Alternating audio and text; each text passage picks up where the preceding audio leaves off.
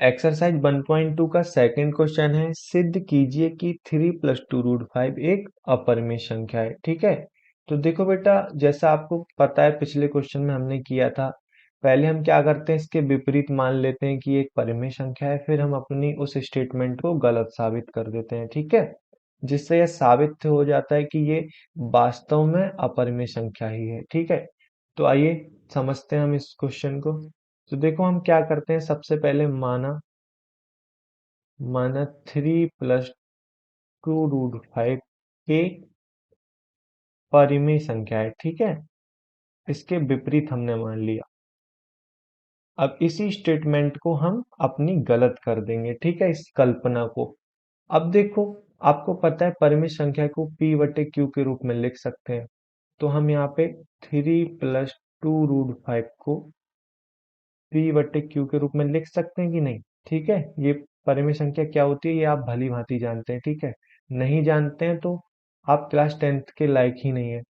p/q, जहां pq सह अभाज्य संख्याएं। ठीक है, सह अभाज्य संख्याएं क्या होती हैं ये मैंने पिछले क्वेश्चन में समझा दिया है, आप वहां जाके देख लो बेटा। ठीक है, क्योंकि इसको मैंने वहां पे बहुत अच्छे से एक्सप्लेन किया है। इस वीडियो में इसको फिर से एक्सप्लेन करूंगा तो बहुत ज्यादा टाइम जाएगा। ठीक है, अब देखो हम यहाँ पे क्या करेंगे, पिछले क्वेश्चन में हमने किया था कि दोनों पक्षों का स्क्वायर कर दिया था। यहाँ पे क्या करेंगे कि ये जो 3 है, इस 3 को हम बराबर के इस पार लेके आएंगे। लेफ्ट हैंड साइड में लिखा हुआ है, इसको हम राइट हैंड साइड में लेके आएंगे। तो देखो कैसे लेके आएंगे, 2 रूट 5 = p/q। जब कोई संख्या बराबर के इधर लिखी होती है ना, तो हम जब बराबर के राइट साइड में लेके जाते हैं तो उसका चिन्ह विपरीत हो जाता है। जैसे ये प्लस का 3 है तो यहाँ पे क्या हो जाएगा, माइनस का 3। ठीक है ना बेटा। अब देखो 2√5, यहाँ पे हम क्यू एलसीएम ले लेते हैं इसका। ठीक है, तो यहाँ पे देखो p हो जाएगा -3q हो जाएगा। ठीक है, अब देखो ये तो आप समझ रहे हो ना, यहाँ पे q को एलसीएम लिया तो देखो यहाँ पे 1 होगा इसके बटे में। ठीक है, फिर इंटू q हो जाएगा, फिर ऊपर भी इंटू q हो जाएगा। ठीक है, ये तो आप समझ रहे होगे। अब देखो बेटा, अब यहाँ पे हम क्या करेंगे, जो 2 है ना, इसको इसके टोटल बटे में लेके जाएंगे। जैसे √5 = p-3q/2q। जब आप बटे में लेके जाओगे तो 2q हो जाएगा नीचे। ये कैसे हो जाएगा, देखो मैं समझाता हूँ आपको। जैसे देखो 2√5 = p-3q/q लिखा है, तो √5 है, p-3q/q के बटे में हमारा 2 पहुंच जाएगा। ठीक है, तो आपको पता है 2 के अपॉन में अगर 1 लिख लें तो इसका कोई मतलब नहीं है। ठीक है, 2 ही है ये। ठीक है, तो जब हम भिन्नों का भाग करते हैं तो हम क्या करते हैं, p-3q/q इंटू कर देते हैं। 2/1 लिखा है तो 1/2 कर देंगे। ठीक है, तो ये आपको यहाँ पे मिलेगा p-3q/2q। ठीक है, इस तरह से आपको ये प्राप्त हो जाएगा यहाँ पे, ये वाला टर्म यही तो है यहाँ पे। अब देखो, आपको यहाँ से एक बात पता चलेगी, यहाँ पे जो p है, यहाँ पे जो p है, ठीक है, और यहाँ पे जो q है वो पूर्णांक है। क्यों पूर्णांक है भैया, देखो आपने अभी ऊपर बोला था p/q एक संख्या है जो कि परिमेय है, और परिमेय संख्या में p और q पूर्णांक होते हैं। ठीक है ना, जहाँ q क्या होता है, 0 नहीं होता। ठीक है, अब देखो, जब ये p और q पूर्णांक है तो इसका मतलब ये एक परिमेय संख्या बन गई।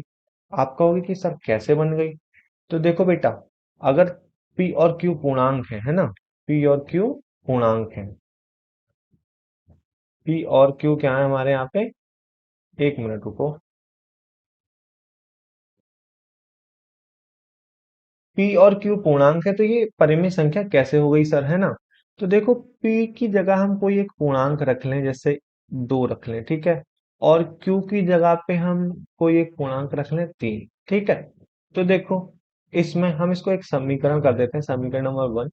तो समीकरण नंबर 1 में p की जगह हम 2 रख दें, -3 इंटू q की जगह हम क्या रख दें, नहीं p हमारा 3 माना है हमने, p हमारा 2 माना है। ठीक है, और -3 क्यू हमने कितना माना है, 3।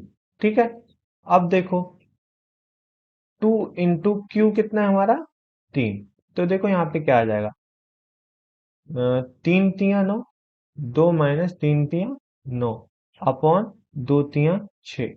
तो देखो हमें यहाँ पे मिलेगा -7/6। ठीक है, तो देखो -7/6 क्या है, हमारी एक परिमेय संख्या है। ठीक है ना। देखो परिमेय संख्या बेटा क्या होती है, देखो परिमेय संख्या होती है जो p बटे क्यू के रूप में लिखी जा सके, जहां q हमारा जो है 0 के बराबर ना हो। ठीक है, और क्या हो, ये दोनों p और q पूर्णांक हो। ठीक है ना।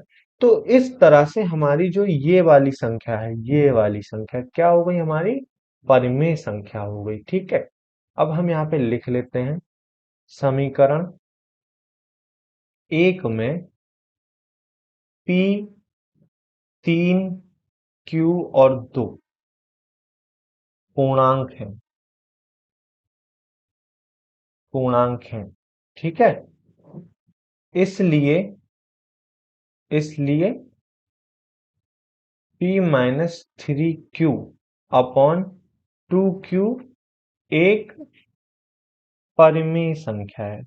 ठीक है, देखो बेटा p-3q अपॉन 2q परिमेय संख्या क्यों है, ये आप बहुत अच्छे से समझ गए होगे। ठीक है, इतने अच्छे से मैंने इसको एक्सप्लेन किया यहाँ पे। ठीक है, अब देखो यहाँ पे देखो एक चीज और समझने वाली क्या है, कि जब आपने देखा कि ये एक परिमेय संख्या है, ये वाली, ठीक है, ये वाली, तो इसके बराबर में जो लिखी है वो भी तो परिमेय संख्या हो जाएगी। ठीक है, कैसे हो जाएगी, देखो आपने पढ़ा होगा छोटी क्लासों में था कि जैसे इन चिन्हों का यूज करना रहता था। ठीक है ना, ये वाले चिन्हों का यूज करना रहता था।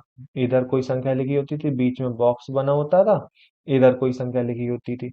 तो जैसे इधर 1000 लिखा हुआ है और इधर 100 × 10 लिखा हुआ है, तो उसको आप ऐसे दर्शाते थे कि ये 1000 है और 100 × 1000, तो इसमें आप ऐसे बराबर का निशान लगा देते थे।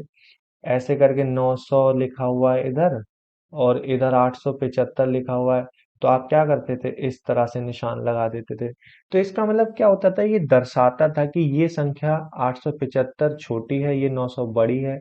1000 और 100 × 10 ये दर्शा रहा है यहाँ पे बराबर है। ठीक है, तो उसी तरीके से जो यहाँ पे देखो बराबर का जो निशान है ये वाला, ये दर्शा रहा है कि p-3q अपॉन 2q के बराबर क्या है, √5। ठीक है, अब देखो यही चीज आपकी समझने वाली है, जब ये एक परिमेय संख्या है तो ये भी तो एक परिमेय संख्या हो गई, यही तो हमारा ये चिन्ह दर्शा रहा है। लेकिन आपको भली भांति पता है कि √5 एक अपरिमेय संख्या होती है, हम इसको पिछले क्वेश्चन में प्रूफ भी कर चुके हैं, है ना। और दूसरी चीज, होता क्या है कि जितनी भी अभाज्य संख्याएं होती है ना, अगर उनका रूट करें, वर्गमूल निकालें, तो वो क्या होता है, अपरिमेय संख्या ही होती है। ठीक है, जैसे कोई भी अपरिमेय संख्या है, जैसे सॉरी कोई भी अभाज्य संख्या है, 23 हो गई, ठीक है, 11 हो गई, ठीक है ना, जब हम इनका रूट करते हैं ना, तो ये हमें अपरिमेय संख्या ही मिलती है। ठीक है, जब इसका आंसर आप निकालोगे। ठीक है, तो ये जो जितनी भी आएंगी हमारी क्या हो जाएंगी, अपरिमेय संख्या होंगी, जितनी भी अभाज्य संख्याएं होती हैं जिनका वर्गमूल निकालते हैं। जैसे 4 है, इसका हम वर्गमूल निकालेंगे तो देखो हमें 2 मिल जाएगा। ठीक है, लेकिन जितनी भी कोई अभाज्य संख्याएं रूट के अंदर होंगी उनका वर्गमूल क्या हो जाएगा, एक अपरिमेय संख्या हो जाएगा। तो इस तरह से √5 हमारी क्या है, एक अपरिमेय संख्या है।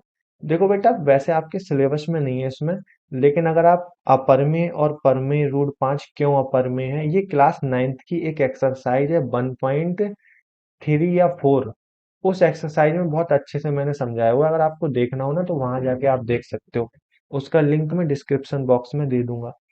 ठीक है, बहरहाल आप ये समझ चुके हो कि √5 एक अपरिमेय संख्या है, इसको हमने भी प्रूव भी किया है पिछले क्वेश्चन में।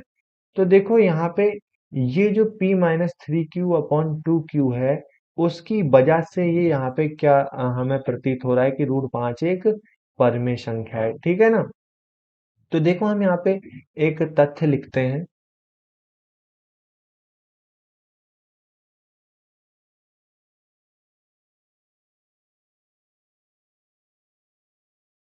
देखो हमने यहाँ पे लिखा है, यहाँ एक विरोधाभास प्राप्त हुआ कि √5 एक परिमेय संख्या है। ठीक है ना, देखो यहाँ पे यही तो विरोधाभास प्राप्त हुआ कि रूट फाइव एक परिमेय संख्या है, जो कि हमारी गलत कल्पना 3 + 2 रूट फाइव एक परिमेय है के मानने के कारण प्राप्त हुआ। जैसा हमने ऊपर मान लिया था ना कि 3 + 2 रूट फाइव एक परिमेय संख्या है। ठीक है, यही जो हमारी कल्पना थी, three three plus two root five एक परिमेय संख्या है, इसी को तो हमें गलत साबित करना था। ठीक है ना, तो वो हमारी गलत कल्पना थी, जिसके कारण यह विरोधाभास प्राप्त हुआ कि रूट फाइव एक परिमेय संख्या है। ठीक है, तो इससे यह साबित होता है कि जो हमारी 3 + 2 रूट फाइव है एक अपरिमेय संख्या है। ठीक है, तो हम यहाँ पे लिख सकते हैं, अतः 3 + 2 रूट फाइव एक अपरिमेय संख्या है। देखो बेटा, अगर आपको ये क्वेश्चन समझ में आ गया हो ना, तो यार वीडियो को लाइक कर लो, है ना, और चैनल को भी सब्सक्राइब कर लो। और कोई भी डाउट अगर आपका बचा है तो एक बार फर्स्ट क्वेश्चन को जाकर जरूर देखो। ठीक है।